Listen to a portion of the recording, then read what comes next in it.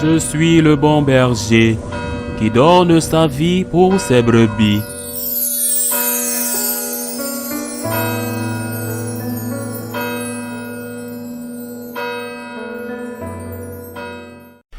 En ce temps-là, Jésus disait à ses disciples, « Sois sans crainte, petit troupeau. Votre Père a trouvé bon de vous donner le royaume. Vendez ce que vous possédez et donnez-le en aumône. Faites-vous des bourses qui ne s'usent pas, un trésor inépuisable dans les cieux, là où le voleur n'approche pas, où la mite ne détruit pas. Car là où est votre trésor, là aussi sera votre cœur.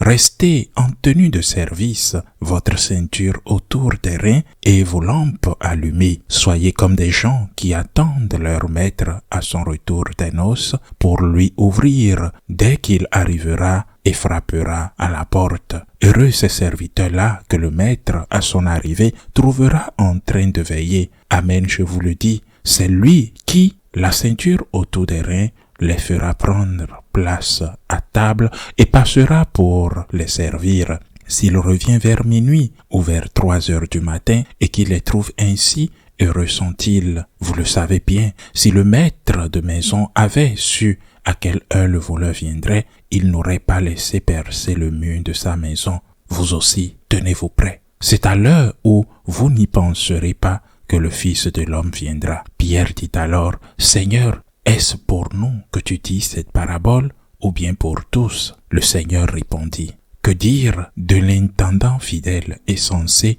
à qui le maître confiera la charge de son personnel pour distribuer en temps voulu la ration de nourriture? Heureux ce serviteur que son maître, en arrivant, trouvera en train d'agir ainsi. Vraiment, je vous le déclare, il l'établira sur tous ses biens. Mais si le serviteur se dit en lui-même, « Mon maître tarde à venir », et s'il se met à frapper les serviteurs et les servantes, à manger, à boire et à s'enivrer, alors quand le maître viendra, le jour où son serviteur ne s'y attend pas et à l'heure qu'il ne connaît pas, il l'écartera et lui fera partager le sort des infidèles. Le serviteur qui, connaissant la volonté de son maître, n'a rien préparé et n'a pas accompli cette volonté, recevra un grand nombre de coups. Mais celui qui ne le connaissait pas et qui a mérité des coups pour sa conduite, celui-là n'en recevra qu'un petit nombre. À qui l'on a beaucoup donné, on demandera beaucoup. À qui l'on a beaucoup confié, on réclamera davantage. Acclamons la parole de Dieu. Tout l'évangile, tout le message de l'évangile, par exemple, les béatitudes, ce message que je viens de lire de Saint Luc, du Fragmentum, ne peut être compris que sous l'angle de l'existence de la vie éternelle. Si la vie éternelle n'existait pas, si tout était là, alors au-delà des sentiments humanitaires de chacun, nous devrions réfléchir à l'idée que mangeons et buvons, car demain nous mourrons. Mais nous croyons à la vie éternelle, nous savons qu'elle existe et nous sommes mus par l'amour du Seigneur qui nous a révélé sa présence en ceux qui souffrent et aussi par la certitude que nous serons jugés selon notre comportement ici-bas et que nous recevrons récompense ou châtiment selon nos œuvres par amour pour Jésus, voire par amour légitime de nous-mêmes. Nous devons faire ce que le Seigneur nous enseigne. Vendez vos biens et faites l'aumône. Munissez-vous de bourses inépuisables et d'un trésor inépuisable au ciel, où aucun voleur ne peut s'approcher et où aucune mite ne peut détruire. Car là où est ton trésor, là aussi sera ton cœur. Où est ton trésor, mon frère? Où se trouve ton trésor, ma sœur? Où se trouvent nos trésors? Où se trouve mon trésor? Mon trésor est-il en Jésus-Christ? Jésus-Christ est-il mon trésor? Là où est ton trésor, là aussi est ton cœur. Ne l'oublions pas, chers frères et sœurs. Mon trésor est en Jésus-Christ. Dans son cœur sacré, mon trésor veut toujours vivre. Et ma plus grande douleur est de ne pas l'aimer assez. Ma plus grande douleur est de savoir que je devrais l'aimer plus que tout au monde, mais que je n'y parviens pas. Où est ton trésor? Où est mon trésor?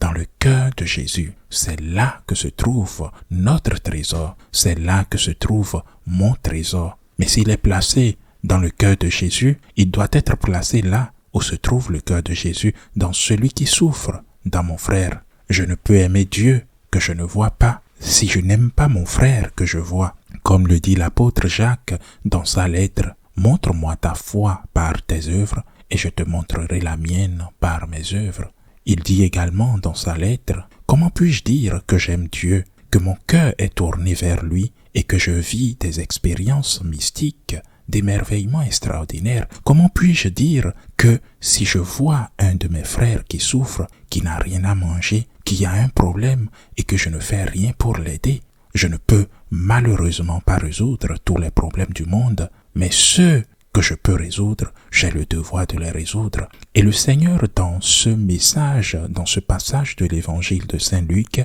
nous enseigne une fois de plus ce qu'il a commenté dimanche dernier et ce qu'enseigne l'Église. Nous ne sommes pas maîtres de nos biens. Et c'est pourquoi il donne l'exemple du serviteur.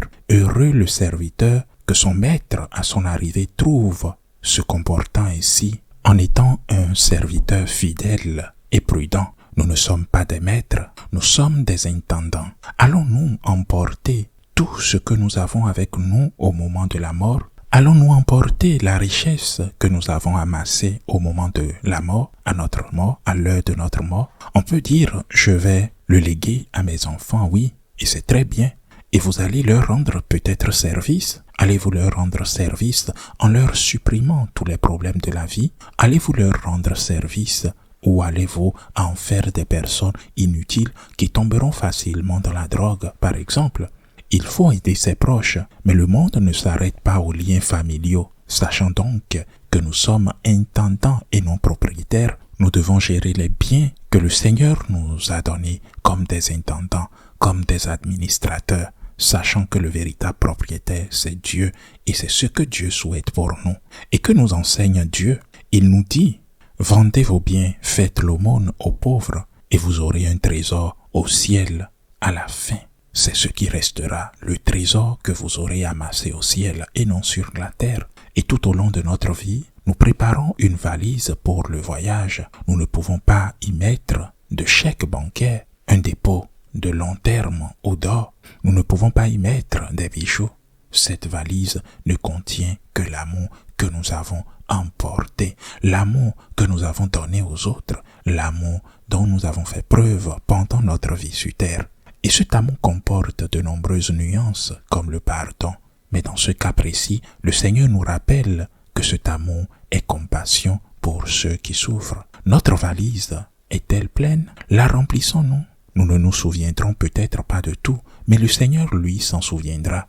Nous avons fait nos valises pour le jour où le propriétaire arrive et nous demande des comptes sur la façon dont nous avons géré nos biens, et pas seulement les biens matériels, mais aussi le bien le plus précieux, la vie, le temps que nous avons vécu. Avons-nous aidé autant que possible? Avons-nous consolé? Avons-nous défendu? Avons-nous aimé? L'avons-nous fait vraiment? Si nous l'avons fait, la valise sera pleine. Si nous ne l'avons pas fait, elle ne sera pas complètement pleine, du moins en partie. Si ce n'est pas suffisant pour obtenir 10, alors au moins nous aurons la note passable. Vendez vos biens, chers frères et sœurs. Ayez compassion de ceux qui souffrent et vous aurez un trésor au ciel. Ainsi soit-il.